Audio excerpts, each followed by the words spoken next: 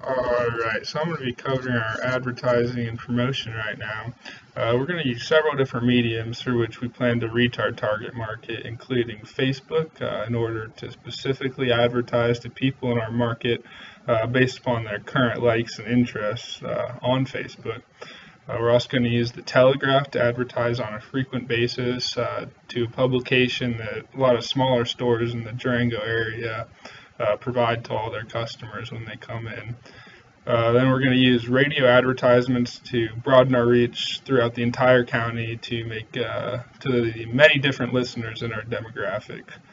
Uh, our postings at local natural food stores will target the large population of people who only want to buy natural foods, and then we're also going to make postings at farmers markets that specifically target those who wish to support their local economies by buying foods from their local citizens. Our costs for advertising are going to be initially rather high, and they're not going to be dependent on our sales. Our hopes for that is it's going to get our name out there to begin with. We're going to start by adding $10 to each Facebook ad that we post.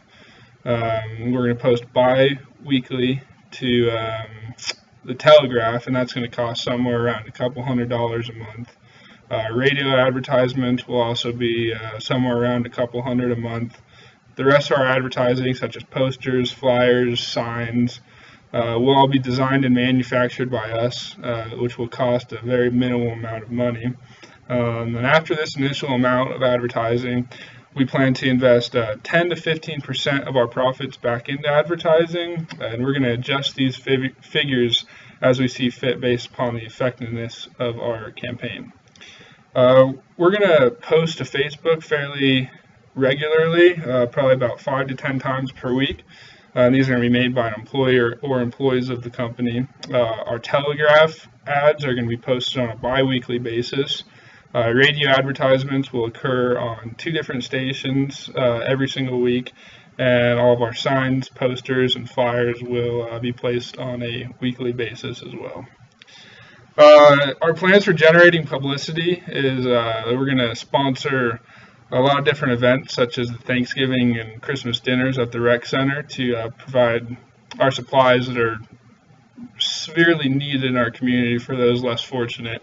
We're also going to sponsor race events such as mountain and road biking for the college and Durango as a whole. That's going to promote our company to the many potential customers that we have. We're going to make press releases for all of these instances to let the community know who actually reaches out to the community and show them who cares. Our pricing has both fixed and variable costs. Our fixed costs are rent, labor costs, property taxes, machinery, insurance, and advertising. And our variable costs are utilities, our raw materials that we use, and our delivery costs, since we will be delivering our foods to each customer. Our desired image in the market, as related to price, is that we can provide customers with high quality goods at an extremely affordable cost. However, our price won't be so low that we're considered subpar or not of a high quality to our consumers. Compared to our competitor prices, which are already established in the marketplace and have been for a while, we expect to have very minimal costs since our operating costs are so low, as well as our goods that we secure as our raw materials are also very low prices. Due to this, we think that we're about 25% lower than most of our competitors. Our channel of distribution can be considered as direct to consumer. The consumer will simply see or hear of our company and then place an order over the phone or on the computer. We will then deliver the foods on a bi-weekly, monthly, or even a weekly basis directly to their door using a delivery service at a set time that will be determined by the customer. Our company doesn't necessarily have any sales techniques or incentives, since the customer is the only person who can actually make the sale for themselves.